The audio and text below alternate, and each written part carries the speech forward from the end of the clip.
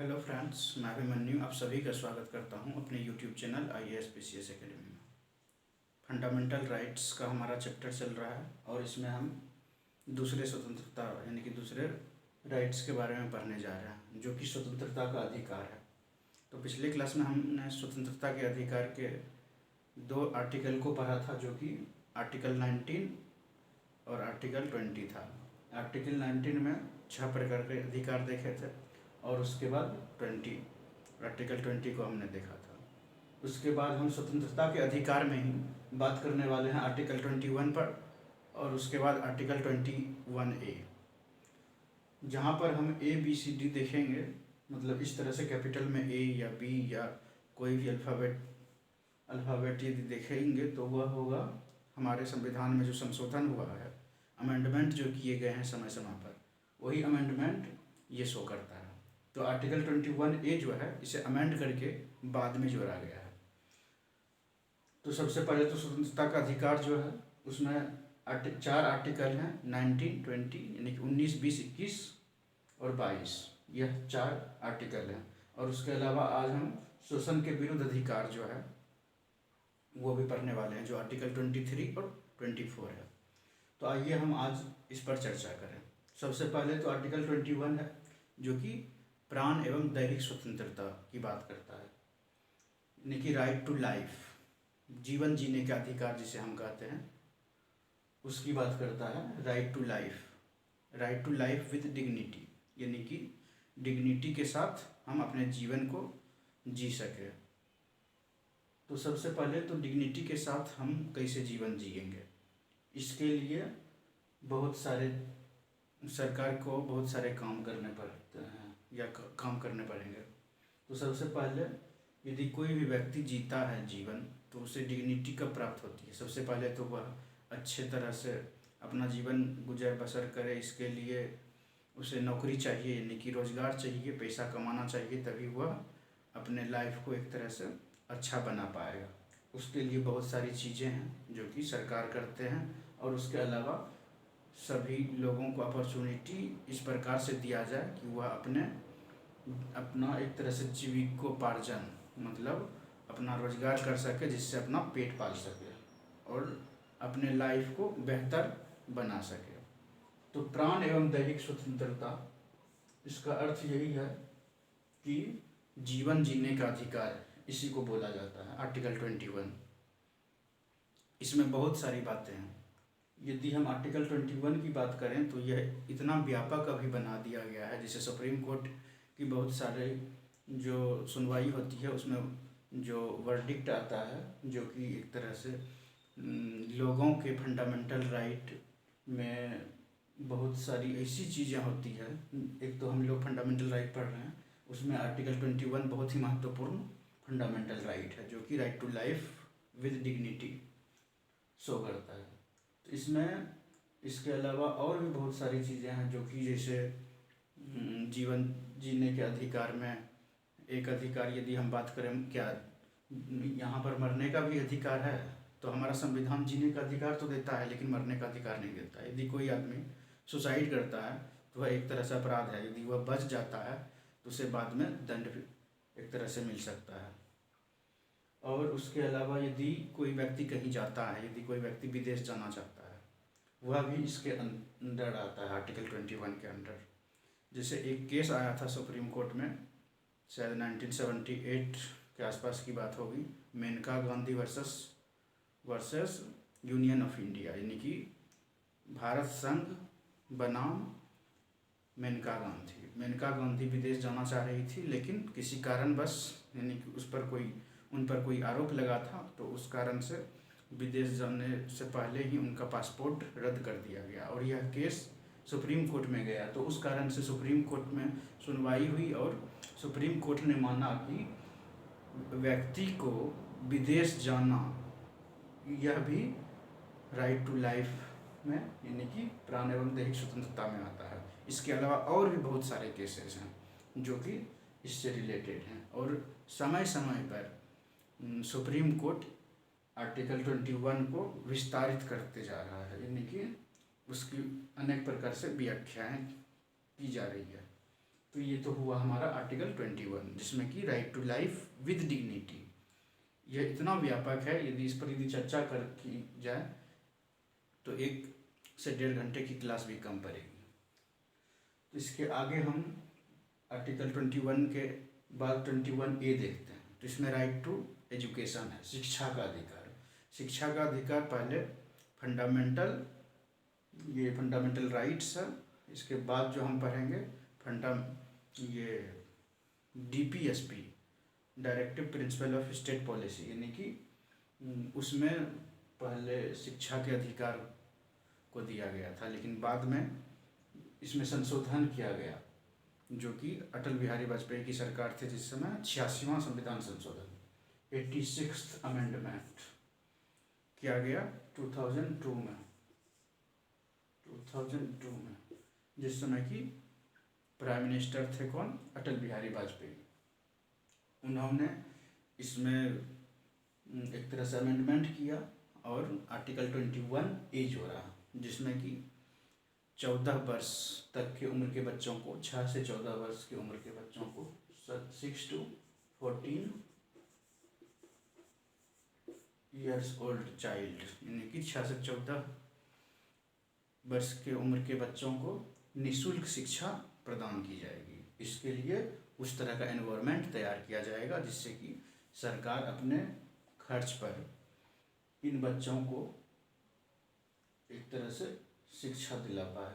तो right to education में यही है, जो कि 86th अमेंडमेंट है। यह बहुत बार पूछा गया है क्वेश्चन। 2002 में अटल बिहारी वाजपेयी की सरकार में ऐसा किया गया था। आर्टिकल 21। फिर आगे यदि बात की जाए तो इसमें आर्टिकल 21A के बाद आर्टिकल 22 है, जो कि स्वतंत्रता के अधिकार का लास्ट अधिकार है, आर्टिकल 22। इसमें निरोध एवं गिरफ्तारी से संरक्षण दिया गया है। निरोध और गिरफ्तारी से संरक्षण का अर्थ यही है कि यदि किसी व्यक्ति को गिरफ्तार कर लिया जाता है, यदि किसी व्यक्ति को गिरफ्तार कर लिया तो उसके बाद उसे कुछ संरक्षण प्राप्त होता है कि वो केस लड़े, किस तरह से केस लड़े, या यदि गिरफ्तार किया जा रहा है तो क्यों गिरफ्तार किया जा रहा है, इसके लिए उसे एक तरह से बताया जाए कि आपको इस कारण से गिरफ्तार किया जा रहा है, आपने यह अपराध किया है, या जिसे वारंट कहते हैं, वारंट दिखाया जाता है कि यह देखिए वारंट है, इसमें लिखा हुआ है, यानी कि एक तरह से मजिस्ट्रेट ने वारंट इशू किया है, इसलिए आपको हमारे साथ चलना पड़ेगा। तो यह निरोध एवं गिरफ्तारी से संरक्षण जो है, इसमें कुछ कुछ बातें बताई गई है कि जो कि यदि किसी व्यक्ति को आप गिरफ्तार कर सकते हैं तो उस गिरफ्तार करने के कारण को बताना पड़ेगा आपको, क्यों आपको गिरफ्तार किया जा रहा है। उसके अलावा यदि कोई व्यक्ति गिरफ्तार हो जाता है तो उस व्यक्ति को अधिकार है कि वह अपने वकील को हायर कर सके, अपने वकील से सलाह विचार विमर्श कर सके कि हमें गिरफ्तार किया गया, हमें क्या करना चाहिए, कौन सा ये कानून के तहत हमें गिरफ्तार किया गया है, यानी कि और भी बहुत सारी चीज़ें।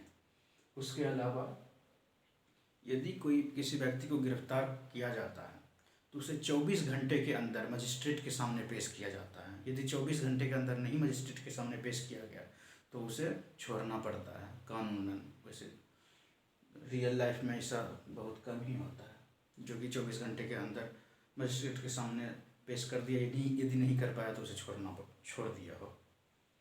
उसके अलावा यदि किसी व्यक्ति को, ये तो सिंपल तरीके से गिरफ्तारी की बात की जा रही है यहाँ पर। अब दूसरे प्रकार की जो गिरफ्तारी है उसे डिटेंटिव कस्टडी बोलते हैं, यानी कि उसे डिटेन कर लिया जाता है, उसे अलग तरीके से ऐसे कानून के अंदर ऐसे मतलब कानून में कुछ कुछ प्रावधान बनाए गए हैं जिसके द्वारा लोगों को, जैसे आतंकवादी एक तरह से कुछ कुछ पोटा या इस तरह के टाडा पहले था जिसे कि बाद में ख़त्म कर दिया गया।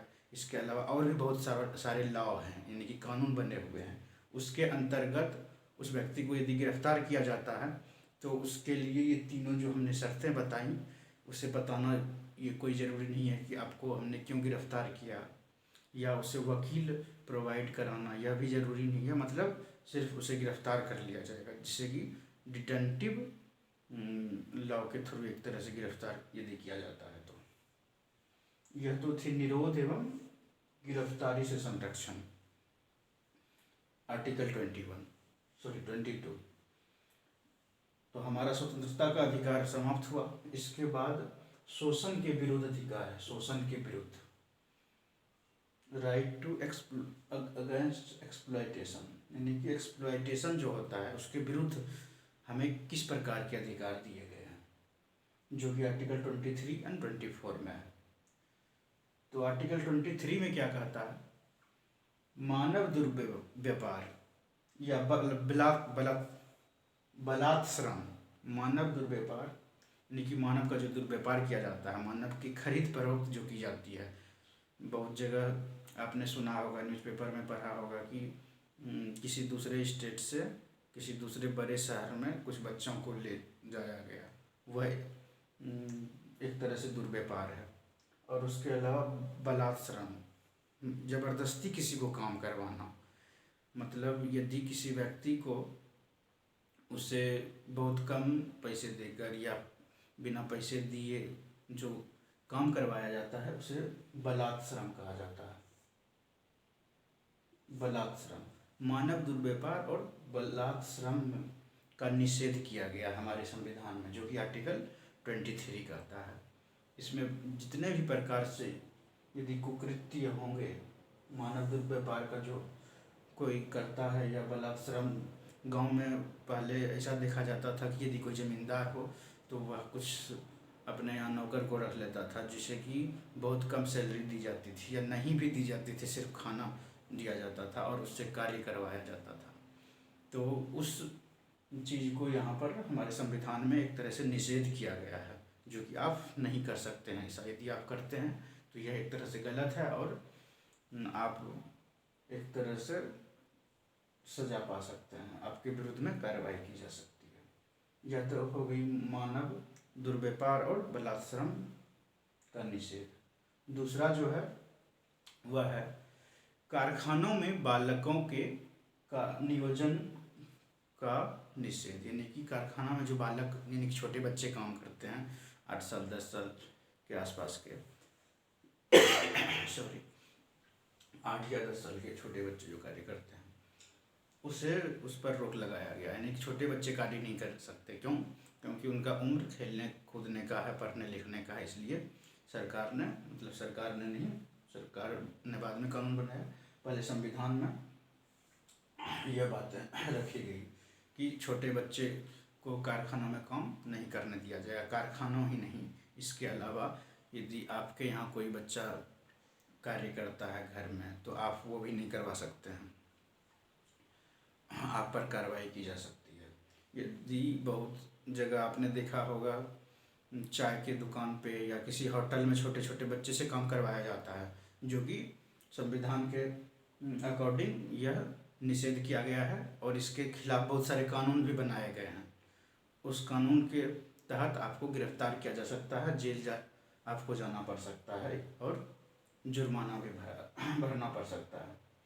तो यह कारखानों में बालकों के नियोजन का जो निषेध किया गया है। तो आज हमने स्वतंत्रता के अधिकार को समाप्त किया।